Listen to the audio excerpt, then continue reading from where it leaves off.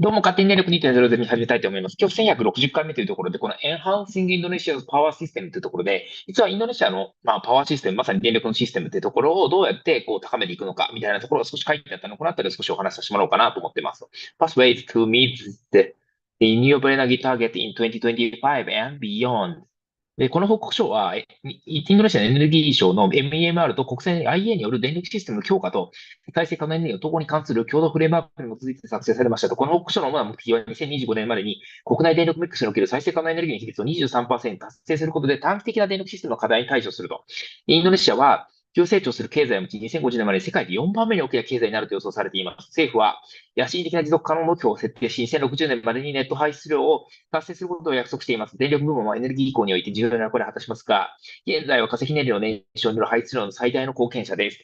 60%以上の電力は石炭火力発電所によって供給されており、ガスは電力生成の20%を占めています。国の電力計画では2025年までに再生可能エネルギーの割合を23%、今14%、9%上げないといけない。にすることを目標としていますと。この目標を達成するために国営電力会社 PLN の電力供給ビジネス計画では、LUPT ですね。で、実際に新しい水力、地熱、バイオ燃料の能力を増加させ、石炭プラントでのバイオマス共生、混焼ですね。混焼を計画しています。しかし、この計画は大規模な発電プロジェクトの建設遅延により実施が困難かもしれません。この計画ではインドネシアにおける現在の高コストによりソーラー PV の利用は比較的少ないと予想されていますと。で、報告書の主な推奨事項以下ですね。電力部門は計画を中心に、特にソーラー PV に変動性のある再生可能エネルギーからの発電を可能にするために運用慣行を適用されるべきですと。で、当局はインドネシアにおける他の技術と比較して、ソーラー PV の財政的競争力を向上させるために行動を取るべき、短期的なローカルコンテンツの制約を見直すことが考えられますと。当局は石炭への、これ実際にチャット GPT の答えなのでちょっと変になってますけど、石炭への暗黙的及び明示的な補助金を取り除くことによって、石炭と他の技術との間の競争の場を平等にするために、より広範な行動を取るべきと。例えば、石炭供給に対する価格上限を撤廃し、炭素価格設定などの形で低炭素造成のシフトが支援されるべきと。電力部門はシステム内の現在の資産を最大限に活用し、発電フリートがその技術的能力に従って運用されるようにするか、そのように運用することを奨励するまたはインセンティブ化すべきですと。で、まさにこうですね。Indonesia is a fast-growing economy expected to become the fourth largest in the world by 2050. To meet the growing energy demand, the government has set an ambitious sustainability target and pledged to meet net zero emission by 2060 or earlier. The power sector will play a major role in the energy transition, but is today the country's largest contributor to emissions from fossil fuel combustion. Over 60% of the electricity is supplied by a young fleet of coal-fired power plants whose installed capacity will meet a significant share of demand for years to come unless steps are taken now to mitigate their emissions. Gas currently represents almost 20% of electricity generation. Indonesia has abundant natural resources and a huge potential for renewables, especially hydro, geothermal, and solar PV. The National Electricity Plan states a target 23 share of renewable in the electricity mix by 2025, up from 14 in 2021.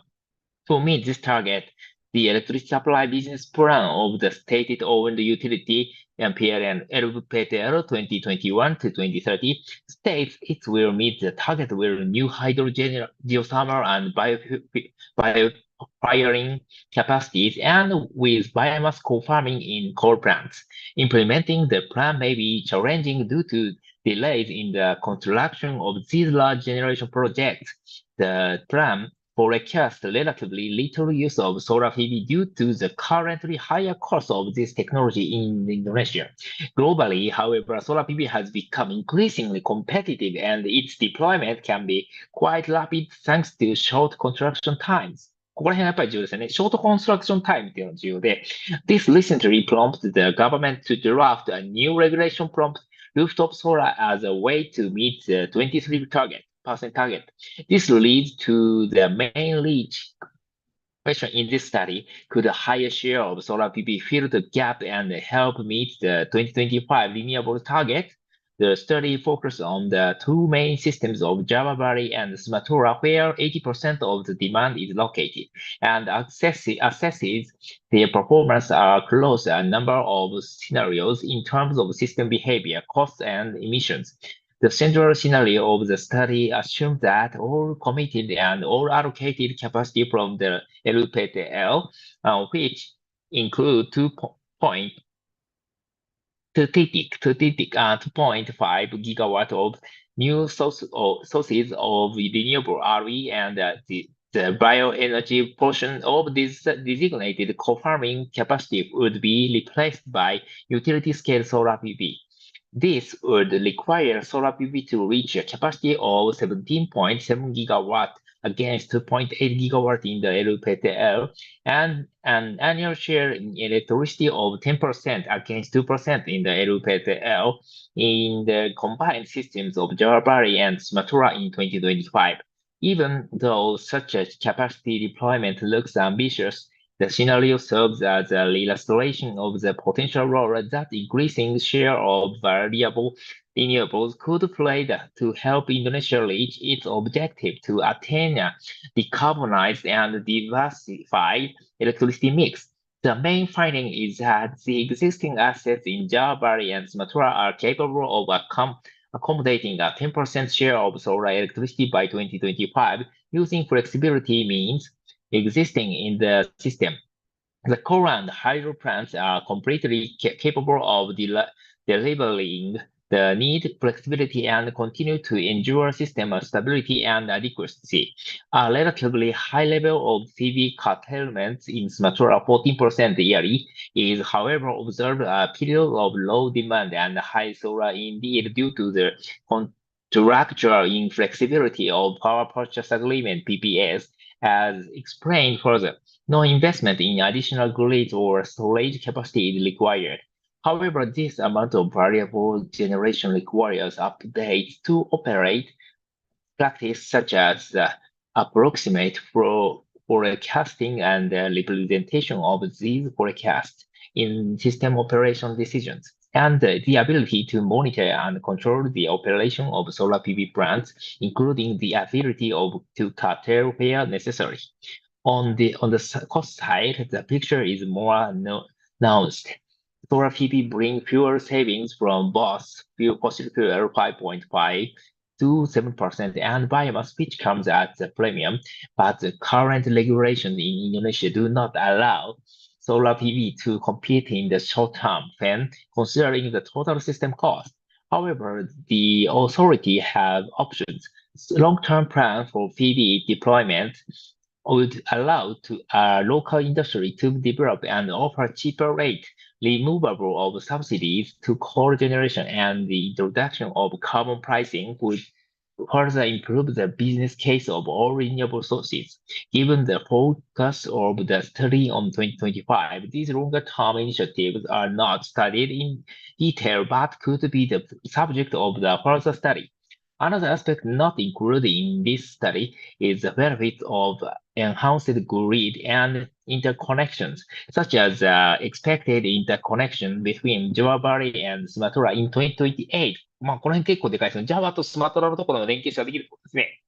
The role that increased interconnection among Indonesia's main islands could play in the long term in addressing IEA's upcoming energy sector roadmap to net zero emission in Indonesia. A key barrier to accommodating variable renewables in the Indonesian power system is contractual flexibility, take-or-pay (TOP) obligations in PPS between PLN and the independent power producer with guaranteed offtake obligations, and in fuel supply contracts for gas generators reduce incentives for thermal units to be flexible and affect the overall efficiency of the system. The PPA constraint is significant since the capacity of core IBPs in Java Valley is equal to two-thirds of the peak demand in 2025, with the assumption of 60% guaranteed offtake each year. This significantly reduces the room in the generation mix for renewables. These contractual constraints are the barrier not only to variable renewables, but also to any new renewable capacity, even dispatchable hydrogeothermal, and lead to higher system costs. In moving These constraints, at least partially, would therefore provide room for renewables and reduce cost and help reduce emissions. To provide concrete recommendation or on the contractual structures and amount of contracts to revise, more contractual data would be required. The study does not look in detail at the role of biomass co-farming, a key contributor in PLN plans to meet the 23% target in 2025.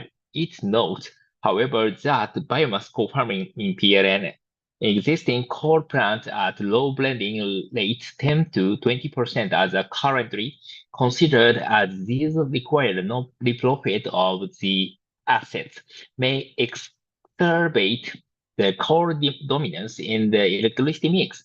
Reliance on the significant share of biomass generation through co-farming in selected plants as specified in the LPTL would require these plants to run almost flat out, while for every unit of energy from biomass, 9 units from coal are forced into the system. This reduces the system flexibility and increases operating costs through interaction with other contractual inflexibility such as gas TOP contracts.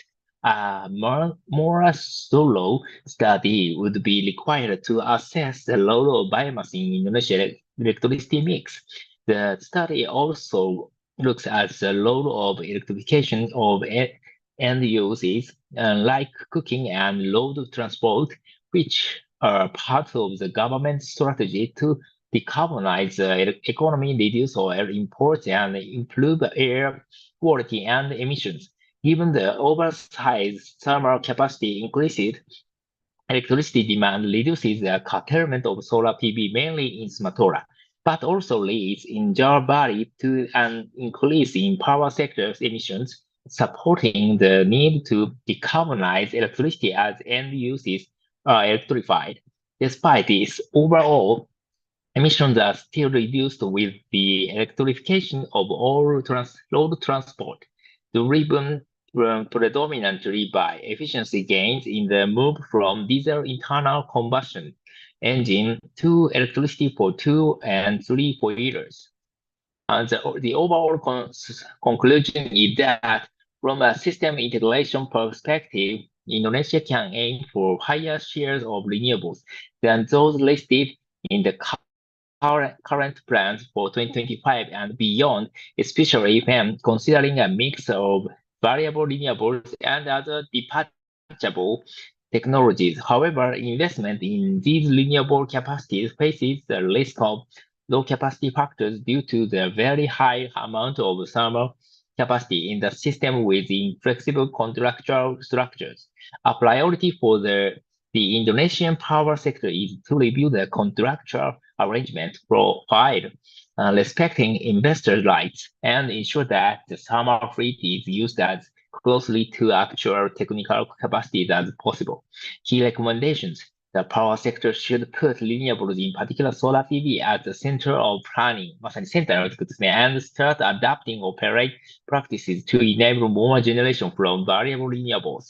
The authority should take action to improve the financial competitiveness of solar PV with respect to other technologies in Indonesia. In the short term, constraints such as the local content may be reconsidered. The authorities could also take wider action to level the playing field between coal and other technologies by removing the implicit and explicit subsidies to coal, for example, the price cap on coal supply and supporting a shift toward low carbon sources with some form of carbon pricing. The power sector should make best use of the current asset in the system and allow or incentivize the generation fleet to operate according to its technical capacities. The authorities should prepare new contract structures with embedded flexibility for all new PPAs and fuel supply contracts. In addition, to complement the upcoming coal phase-out program, they should consult with stakeholders in order to design an approach that bring additional flexibility from existing generation assets. That's all.